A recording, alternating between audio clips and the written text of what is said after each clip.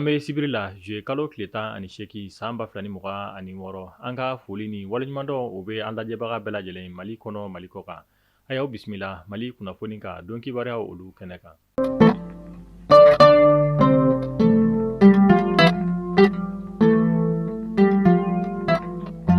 Maa o maa i sigilen don Mali kɔnɔ walima i sigilen don Mali kɔ kan n'i kɛra maa ye mun ka baara tɛ dɔwɛrɛ ye ka lagosi ta ka ɲɛsin Mali ma walima ka Mali jugu dɛmɛ Mali kɔ kan a ka ja ka taa bamaciwale tigilamaw dɛmɛ ni bɔkolo kɛlɛma i ka malidenya sɛbɛn ni o ye nationalité o bɛ se k'a minɛ i la. Kununko juye kalo tile 17 san 2026 an ka jamana marabakulu ka ladala ɲɔgɔnye mun ni a bɛ wele nanzarakan na conseil des ministres o kɛnɛ sigira kulubakaw olu fɛ nɔ mun ɲɛmaya tun bɛ an ka jamana kuntigi bolo général d'armée Asimi Goïta u ye yɛlɛma don an ka jamana sariya sen dɔw la mun bɛ tali kɛ malidenya o kan u y'a jira k'a fɔ ko maa o maa ni e ka baara tɛ dɔwɛrɛ ye ka dɛmɛ ta ka ɲɛsin bamaciwale tigilamakulu ma walima ka dangari kɛ Mali ka yɛrɛya o la a ka ja ka Mali jugu dɛmɛ Mali kɔ kan ni bɔkaro kɔni kalama e ka malidenya sɛbɛn ni o ye nationalité ye o bɛ se k'a minɛ i la u kɔni ye nin sariya sen ninnu ta kununko juma juye kalo tile 17 san 2026 an ka jamana ale kɔnɔna na.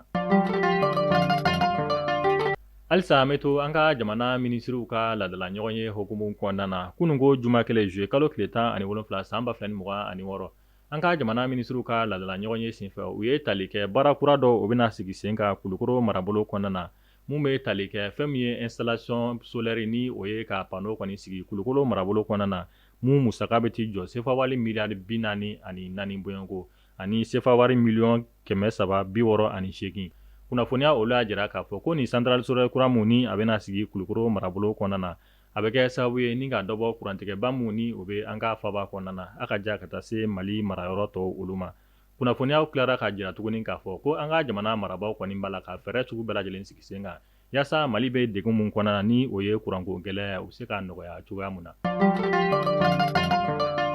An ka jamana cakɛ bonda mun bɛ wele ko INPS Institut national de prévoyance sociale ale kɔni ye a ka cakɛla maa 48 kɔni bila ka bɔ baara la ka sababuya kɛ a y'a jira k'a fɔ ko ni maa 48 minnu ni olu bilara ka bɔ INPS kɔni baara la k'a bɛɛ lajɛlen ye fɛn min ye papier mun ni u kan ka o ɲini ka don INPS baara la ni a bɛ wele ko diplôme ko kɔni yɛlɛmalen don ni o ye falsification ye o de hukumu kɔnɔna na INPS ye kunnafoniya di kɛ k'a fɔ k'u ka cakɛla maa 48 olu kɔni bilara ka bɔ INPS baara la ka sababuya kɛ majɛ dɔw b'u ka sɛbɛnw kɔni jɛn ni o ye diplôme mun ni u y'a falsifier yaasa u ka se ka baara sɔrɔ INPS la an ye kunnafoniyaw sɔrɔ kununko juma juye kalo tile 18 san 2026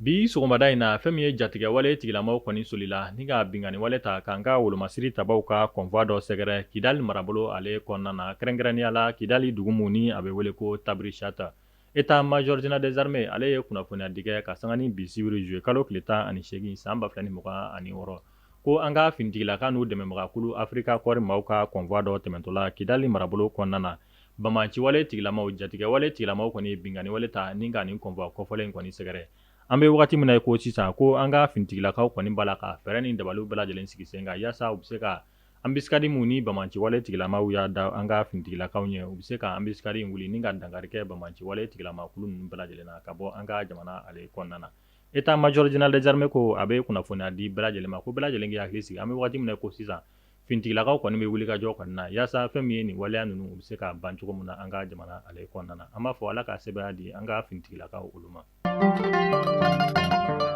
An bɛ wagati min na i n'a fɔ sisan fɛn min ye tɔn ka dugudenw olu kɔni bɛ jɔrɔ hokumu kɔnɔna na sanga a n'a ka wagati kunnafoniya olu y'a jira k'a fɔ ko jatigɛwale tigilamaw kɔni bɛ taa maaw jaso tɔn ka dugu kɔnɔna na sanga a n'a ka wagati ni ka u bɔnɛ u ni na dɔgɔkun tɛmɛnen busew ka ɲɛmaa dɔ ale kɔni jasora tɔn ka dugu kɔnɔna na sugudɔnya yɛrɛ fɛ wagati damadɔ o kɔfɛ maaw kɔni ye busew ka ɲɛmɔgɔ kɔni su o ye kunnafoniya olu y'a jira k'a fɔ ko jatigɛwale tigilamaw kɔni bɛ nin waleya in kɛ kuma bɛɛ tɔn ka dugu ale kɔnɔna na u kɔni bɛ wele bila an ka jamana marabaaw a fɔ ka taa se an ka jamana finitigilaka ɲɛmaaw ma u ka fɛɛrɛ dɔ sigi sen kan yaasa fɛn min ye bamaciwale tigilamaw kɔni bɛ ka maaw jasoli mun kɛ tɔn ka dugu ale kɔnɔna na yaasa fɛɛrɛ bɛ se k'a sɔrɔ a la cogoya mun na.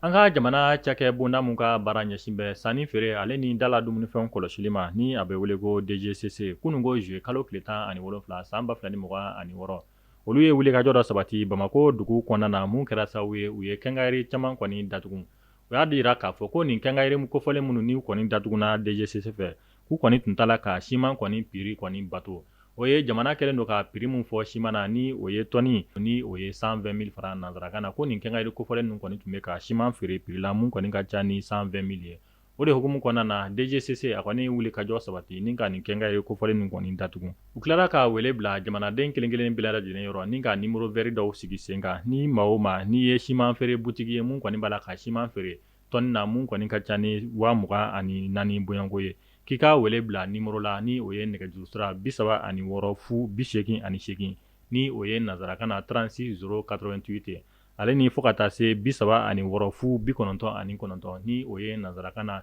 36 099 ye kunnafoniya olu y'a jira k'a fɔ ko ni nɛgɛjuru sira kofɔlen ninnu kɔni bɛ baara kɛ ka ta ntɛnɛn ka taga bila juma la nɛgɛ kaɲa 7 fɔ ka taa se nɛgɛ kaɲa 17 ma an ka jamana minisiri kɔrɔ Dr Choguel Kogala Mayiga ale kɔni lamɛnna kiiri tigilamaw fɛ nin dɔgɔkun in kɔnɔna na ni a bɛ wele ko chambre civile d'instruction de la cour suprême ma olu fɛ kunnafoniya olu y'a jira k'a fɔ ko an ka jamana premier ministre kɔrɔ ni o ye Dr Choguel Kogala Mayiga ale welela cour suprême maaw fɛ ni ka taa ɲininkali damadɔ olu k'a la ka sanga ni a minɛkun kɔni ye an ka jamana kiiri tigilamaw olu fɛ fɔ ko tare k'a sababuya kɛ aw ye fɛn min laɲini tunga lafiya fɛ a ye o waleyaw ye tunga lafiya ale ka programme kura ni o ye logement sociaux ye i sigilen bɛ Mali kɔnɔ walima i sigilen bɛ jamana ale kɔ kan i sen bɛ se ka ye tunga lafiya ka nin logement sociaux ye ale la i dan ye dɔrɔn i ka kɛ sarata baara la tunga lafiya ka nin logement sociaux ye a bɛna kɛ Banankɔrɔni Kabala ale ni Jalakɔrɔbugu n'i b'a fɛ i sen ka ye a la numéro de téléphone ta i ka message bila WhatsApp kan i tɔgɔ ni jamu ka o bila n'i ka dossier tɛmɛna dɔrɔn tunga lafiya b'i ka so jɔ k'a ban pewu k'a clé d'i ma i bɛ tunga lafiya ka wari sara ye dɔɔni dɔɔni ni madame Sisoko Zenab Tesaga Sanogo tɛ jɔn de bɛ se ka nin kɛ aw ye tunga lafiya ale nana maliyɛndenw lafiyali ni tungarankew olu lafiyali kama soko la maliyɛn kelen so kelen ba Maliba ale kɔnɔna la an bɛ taa kɔkan kibaruya olu la nanzarakan na ko l'ennemi de mon ennemi est mon ami ni o ye n jugu o jugu o ye n terikɛ ye Senegali marabaaw ta o bɛ kana kɛ o ye kununko juma juillet kalo tile 17 san 2026 Macky Sall ale kɔni bisimila la fɛn min ye Senegali jamana ɲɛmaa fɛ Basiru Diomaye Faye min senfɛ maa bayirika caman de bɔra ni ka Senegali jamana kuntigi kɔrɔ Macky Sall kɔni bisimila kunnafoniya olu y'a jira k'a fɔ ko Macky Sall kɔni ka nali kɔni Senegali dugu kɔnɔna na ko kun tɛ dɔwɛrɛ ye o de ye a kɛlen don k'i kanbɔ fɛn min ye Nations Unies jamana ɲɛmaaya ɲini kɔniw nɔfɛ ni o ye ONU ye o de hukumu kɔnɔna na Senegali jamana kuntigi kɔrɔ Macky Sall ale kɔni nana dɛmɛ ɲini Senegali jamana fɛ yaasa a bɛ se ka ɲɛtaga sɔrɔ Nations Unies ka ɲɛmaaya kalafilimu ni o bolo dalen don ka wagati natɔ olu kɔnɔ o de hukumu kɔnɔna na a wulila ni ka na Senegali faba ale kɔnɔna na kunnafoniya dɔ olu kɛra ka jira tuguni k'a fɔ ko fɛn min ye Senegali jamana kuntigi kɔrɔ Macky Sall ale nali mun filɛ nin ye Senegali jamana kɔnɔna na ni a bisimilala Senegali jamana ɲɛmaa Basiru Diomaye Faye fɛ